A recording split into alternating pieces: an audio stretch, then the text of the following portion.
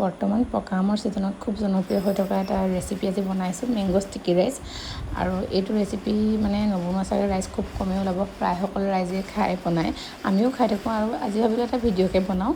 একাপ বৰা চাউল অকণমান সময় তিয়াই ৰাখি এনেদৰে কুকাৰত এটা চিটি অহালৈকে গেছত ৰাখি দিলোঁ। তাৰপাছত জলপানৰ লগত খাবৰ কাৰণে একাপ গাখীৰ, একাপ দৈ, অকণমান কনডেন্স মিল্ক এনেদৰে ভালদৰে মিলাই ল'লোঁ।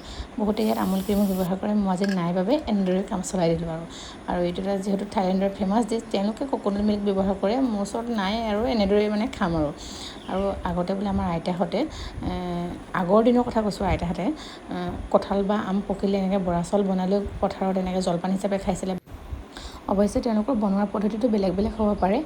আৰু এই আমৰ পৰিৱেশনৰ বাবে অকণমান ওপৰত ক'লা তেল ব্যৱহাৰ কৰিছোঁ আৰু অকণমান পুদিনা দি পিনি দেখাত ধুনীয়া কৰিছোঁ। আৰু খাবলৈ সঁচাকৈ খুব ভাল লাগে।